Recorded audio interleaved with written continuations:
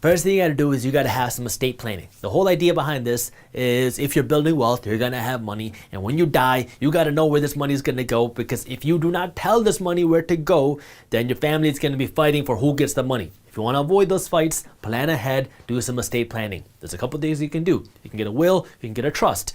It's going to depend on what your financial situation is as to what is better for you. But the whole idea behind a will and a trust is you get to tell your money after you die where your money is going to go. If you don't do this type of estate planning when you're alive, then the government's going to come in and they're going to decide where your money should go. You never want the government to decide where your money should go. So do this type of estate planning, that way your family is not fighting for your money in the future. You also got to protect your assets by having insurance. Nobody likes paying for insurance, but insurance is a small price you pay today to protect you against a big headache in the future. This is going to be things like car insurance, health insurance, home insurance, life insurance. I know it's not fun to pay for all of these things, but if something bad were to happen to your car, your home, your health, your life, then your insurance company would come in and they would pay you or your family a big check, that way your family is at least financially okay. Things like car insurance, health insurance, home insurance are pretty obvious, because if your car burns down or if your house lights on fire, then the insurance company is going to come in and they're going to give you a check to go out and buy a new home or a new car.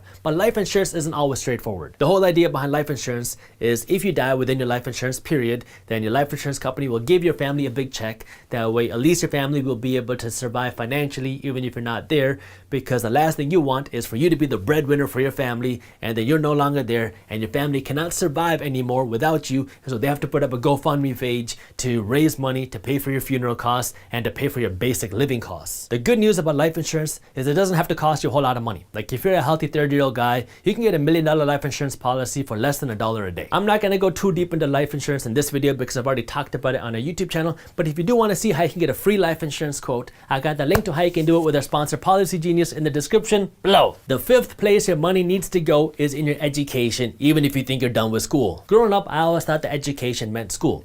Nowadays, for me, education means everything outside of the classroom. One of the easiest ways to fast track your financial success is just to keep learning, because the more you know, the more you can do. My education comes from 5 different places: books, classes, experts, experience, and mistakes. I'm not a big fan of actually reading books, but I go on a 5-mile walk, or I try to go on a 5-mile walk every morning, and this takes me about an hour and a half, and during my walk, I like to listen to audiobooks. I buy quite a few online classes. Some of them help me personally, and some of them help our business grow. You can learn from experts on YouTube or podcasts, or you can hire consultants. When it comes to learning from experience, one of the core values at Minority Mindset is fast is better than slow. And the whole idea behind that is, instead of spending all of your time just thinking about what to do, go out and implement it and learn from whatever you're doing. And even if you make a mistake, which is the fifth way I learn, you can learn way more from your mistakes than you do your successes. I made a video on YouTube where I talked about my worst real estate deal ever. That was the only property I ever lost money on, but that money that I lost was really just like tuition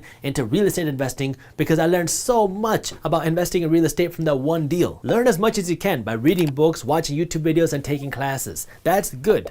But it's never going to replace experiential learning. You have to go out and you got to just put yourself out there, because you're always going to run over hurdles that other people have not, and you got to figure out how to overcome them. The sixth place your money's got to go is your health, and this isn't what most people think about when they think of health. If you've ever heard me talk about my quadruped triangle, I believe that there are 4 fitnesses in life, 4 places that you need to be fit if you want to live a happy and successful life. The bottom is physical fitness, then mental fitness, then spiritual fitness, and at the very top, it is financial fitness.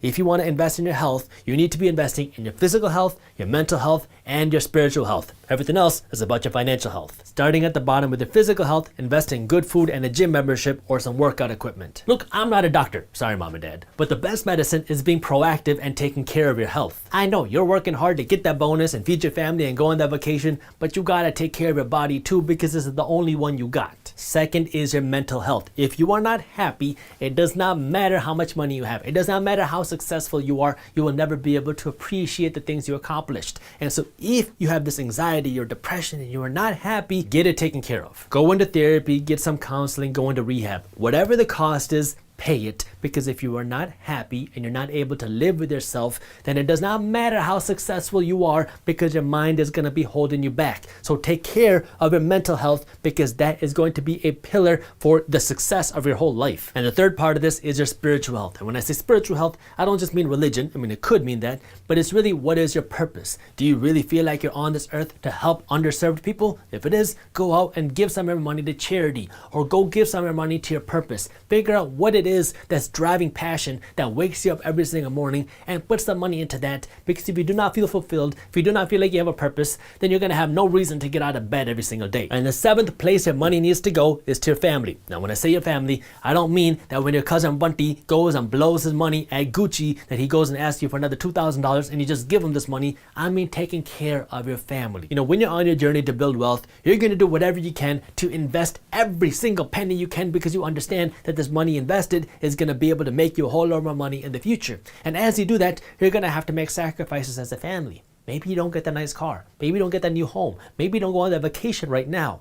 But as you really start to build this financial foundation and this financial wealth, reward your family. Take your family and your kids on a nice vacation. Buy your spouse something nice because of what they put up with. I know it is hard building wealth. You got to make sacrifices. But as you start to see the success, don't just live frugal in the sense that you never enjoy your money for the rest of your life. Money only has value if you spend it, and support the people that supported you. So as you start to build your wealth, make sure you take care of your family too. If you enjoyed this short clip from my longer videos, here's another clip that I think you'll love. And while you're at it, if you're interested in learning more about how to start generating passive income, our team put together an amazing guide on how to start generating passive income for free. All you gotta do is click that button right over there. Thank you for watching, and as always, keep hustling.